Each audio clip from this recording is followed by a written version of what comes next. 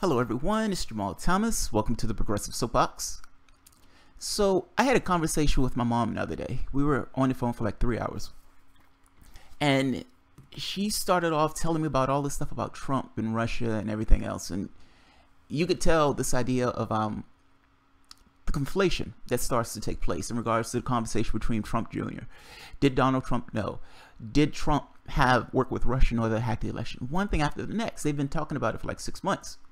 And so as I'm having the conversation with her, she believes that, or I think she was getting this impression that just because I was saying, look, the story is somewhat, there's no there. They don't necessarily have a smoking gun. They can't necessarily prove that. Well, you still think it was improper? I said, yeah, but you understand that a lot of the stuff that goes on in Washington is improper. It's not like this is somehow fantastically different than the corruption that goes on in Washington in normal circumstances. And I was trying to make a point to her. The point that I was getting across to her was, you understand that anything that needs to take place in this country has to come from the left. If you understand that, meaning whatever takes place, change-wise, it would have to come from the left. You also need to understand that we have multiple problems that need to be addressed, and that right now the political instrument is completely incapable of doing anything about it. This particular Democratic Party is completely feckless. And talking about Russia is there to cover that up. As the conversation went on, we started having this talk about our world, specifically automation. It's like the robots are coming. The robots are coming to get us. Now, as people, for the most part, we have a system that says the goal is to maximize profit. Get as much as you possibly can, any particular way you can possibly get it. That is the incentive structure of our particular system. That permeates politics, it permeates our interactions with people, with one another. It permeates just in the way we deal with self-interest. My scarcity is on the line. I need to make sure that my scarcity is intact first before I do anything else. Now, that's a subjective figure of what that means for anyone to have their scarcity intact. That could be somebody with billions of dollars in the bank. That could be somebody with a few $100,000 in the bank. I'm just making this point that this is a thread that runs through our entire society. As you apply it to business, you see a particular contradiction that's problematic. Automation. Now, automation shouldn't necessarily be a problem. Automation is only a problem because people are greedy. People want to get as much as they possibly can. Again, the first thought, maximize profit. In trying to maximize that profit, a person looks at a robot and says, I can put that in and I can fire that American worker. I can accrue more profits to the top. Now, there's another aspect of this, dealing with these trade deals and dealing with these guys who are in this is globalism, this neoliberal market-driven solution, for each and everything in our particular society, including trade. Part of that, for the most part, is exporting jobs overseas, bringing that stuff back into the country. You've been able to fire that American worker who you were paying $15, $20 an hour. The person who took that job is now making $3 an hour, $1 more than they were making in their country by itself. And you're able to accrue the rest of the profits up to yourself. But let's go for automation for the moment. Very specific to automation, again, like I said, if the goal is to accrue profit, you're going to get rid of workers because that machine can do the job of that particular worker. Uber and Alphabet are having a legal battle. The legal battle revolves around driverless cars. Right off the bat, you can see a situation that's occurring where taxis, delivery drivers, they lose their jobs. You can even go further than that. You can even see the point where driving is purely done by computer, is not necessarily done by humanity. Like, you can literally see the threads of it, particularly if driving would be safer and faster if you have necessarily a robot being the thing that controls the apparatus itself. The point I'm getting at is all of those taxi drivers in this particular country, all those delivery drivers, all of those people are going to lose their jobs. All of them are going to lose their jobs. It's no fault of their own. They're losing their jobs in the same reason the elevator man has lost his job. For the same reason the guy who drove a horse and buggy is losing his job. A better tool came along that essentially did their job better than they themselves can do. That is not a fault of their own. That's just technology as it improves. It is a natural thing that's going to take place. Now, nobody said that those companies had to fire those people. The company could have said, we're going to have everyone in society work less. That's not the incentive. The incentive is I get to maximize my profit. If other companies are doing what they need to do to maximize their profit, then in order to remain competitive, I myself also have to do what's necessary to maximize my profit. Meaning, yes, from a business standpoint, I need to fire that American worker if I'm going to compete with other companies who put in robots to do a particular task. McDonald's, Burger King, Wendy's, all these fast food places. We have this idea of fight for 15. Now, fight for 15, the basic idea is that if anybody is working in this country, we have the richest country on the planet.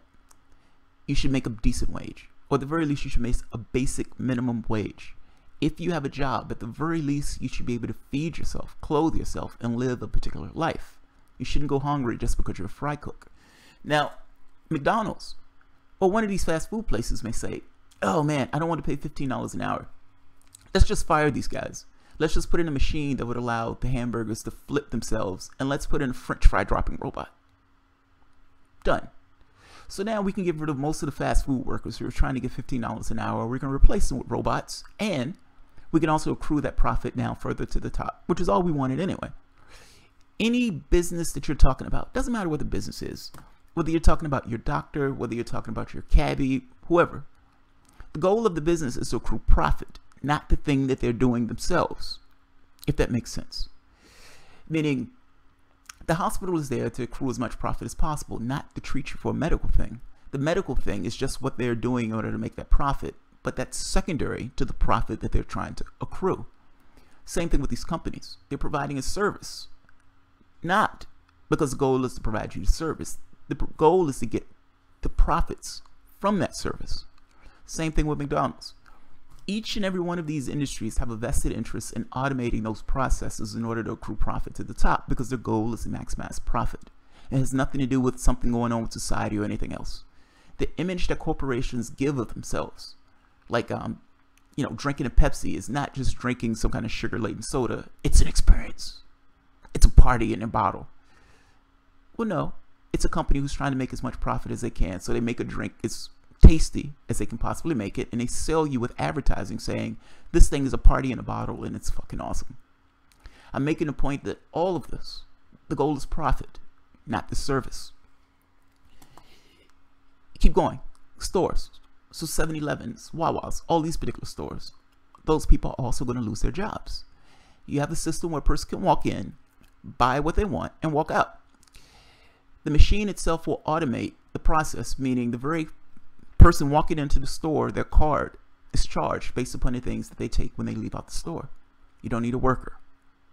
You don't need a worker. So right off the bat, all of these fast foods and convenience stores are downgrading their employment lot. How many jobs in this country are filled with fast food workers or taxi cab drivers? If you've noticed, you can go through one career or one job after the next, and you can conceivably see how automation, not even a leap of logic, I'm talking about like 10 years, will destroy those jobs. Not because the person is trying to do anything nefarious, but mainly because that person is in a model that says maximizing profit is the best thing on the fucking planet. And even at the expense of workers, even at the expense of livelihoods, even at the expense of society itself, we're going to do what we need to do to maximize our profits. Now the question becomes, this is a train that we're going to hit. You can argue that we've already, to some degree, hit this train. When you're hearing these guys talk about universal basic income and everything else, part of the reason they're bringing that up is because they're talking about technological unemployment. Meaning that you have a lot of people out of work, a lot of people can't necessarily find a job because those jobs don't necessarily exist. You can find a tool or machine to do those jobs. You can take it to the next step. Many of the things that we do in our particular society is wasteful. It's wasteful for a reason. If your computer lasted for 20 years, would Apple or IBM or any of these companies, would they stay in business if they could build a product that lasted for 10, 15 years? The answer to that, of course, is no. So each product that is built with this idea that this product is going to fall apart at a certain point because they need you to buy more of that particular product. Meaning we need to waste resources and money in order to keep jobs that otherwise we probably don't necessarily need. I'm saying even with this wasteful process, it's not going to matter. You're still going to end up in a situation where more and more and more jobs of the country are bled off as more and more technology takes over those jobs. So what are you going to do? As a society, you're going to hit that train. Again, not because anybody is being nefarious, but just the natural inclination and the natural model of our society. Who's going to do something about that? Who's talking about that? Who's bringing this up in regards to the political apparatus? And if my mom and I are having this conversation and you're telling me about Russia and Trump Jr., shouldn't the Democratic Party be talking about something that actually matters to people and the larger issues that are going to affect society? Republican Party is not going to talk about that because they don't necessarily care about that. They're paid for the most part to shut the hell up about it. The point I was trying to get across to my mom is that the Democratic Party is also paid to shut the hell up about it. Keep your mouth shut. Have this conversation about identity and leave these other conversations that are going to adversely affect my wallet off the table. Having the conversation about Trump and Trump Jr. and Russian hacking and all this other stuff is purely there to obfuscate from the actual issues that will adversely affect this particular society. The Democratic Party has no answers, even though they're the party that philosophically are supposed to be the ones to have answers for these particular questions. And not having answers to these questions and not even bringing these up, the only thing they can talk about is Russia. If just on this one very specific point you're going to hit a wall, and the party who's has a philosophical responsibility of making sure we don't necessarily hit that wall, to bring up these issues as being, hey, in a decade, this is going to be a big issue. This is already a big issue right now, but in a decade, this is going to be far, far worse. If that party, if those people, if the only thing those people can muster up a conversation about is Russia, should you support them? And my point to her was, if you're talking about real issues and the people who they're putting up aren't talking about those real issues, who's not bringing those real issues up, and who's talking about other things that don't necessarily matter to the process, should you support those people and those people doing that? At the end of the conversation, she said, you're right. You're right. Will the Democratic Party have done anything substantially different if Hillary Clinton was elected? Meaning, will they actually bring up issues that would deal with the things that are going to adversely affect this public? The answer to that is no. If you're rewarding a party with your vote when that party is not doing what they're supposed to do, then the party has no impetus to change. If you want something to take place in this country, particularly when you want something from the left, supporting a party that is not going to do that is not the way to go about it. If that means that the Democratic Party has to consistently lose, then the Democratic Party should consistently lose. They should not get your vote. They should not get your support if they're not going to do the things necessary to actually deal with the issues that's going to affect this country. We're going to hit a wall, whether you're talking about economic issues or the way our economy is structured, this Ponzi scheme of a capitalistic system, ecological damage, societal forces in general, meaning how our society is arranged and income inequality that's built within our particular society. All of those things are going to be a brick wall that this country is going to run into, and we're completely unprepared to have those conversations. The party that is supposed to have those conversations have been for the past 6 months talking about Russia. The media that's supposed to be bringing these things up to the public's attention for the last 6 months has been talking about Russia. The other party, the Republican Party, who for the most part is just obsequious to wealth, more so even than the Democratic Party, has just been talking about making more money and making more wealth. This country is completely incapable of dealing with the real issues that is affecting this country. And your path, you have one of two. Refuse to support anybody who doesn't necessarily bring up real issues. If we're going to go to hell in a handbasket, then we're going to go to hell in a handbasket. You're not doing it with my vote. Or a third party. But there needs to be something. And supporting a thing that's not doing what they're supposed to do is not the way to go about it. It's like you're paying somebody who's supposed to be painting the house and the guy's sitting there drinking a Mai Tai. Same difference. Same difference. The Democratic Party needs to lose until it gets to the point where it realizes that it needs to represent the people who are actually voting for them, not the people who are paying them. There's a vast disparity in those things. And I suspect this level of unsupport that they've been getting in turn comes from that. People understand that they're the party They're out of touch. What they say they are, the things that they espouse, run completely contrary to what people believe they are. It comes across as they're being completely dishonest and duplicitous. At the point where you have millions of people that leave your party and you run for months on end saying that you're completely united, you come across as being somewhat a duplicitous liar. So you could understand that if you're doing things that are just lying, over the top lying, the entire public understands that you're lying. The moment that you come out and say you're going to do X, they also assume that you're lying. They also assume that you're lying. That party shouldn't be supported until that party gets something across that shows that that party should be supported. Right now, they shouldn't be. They shouldn't be. If you believe that the only change that's going to take place has come from the left, if you believe there are issues that are assailing our particular society, and that those issues need to actually be confronted, those issues need to be talked about. If the vehicle to do that is not doing that, should you vote for that vehicle?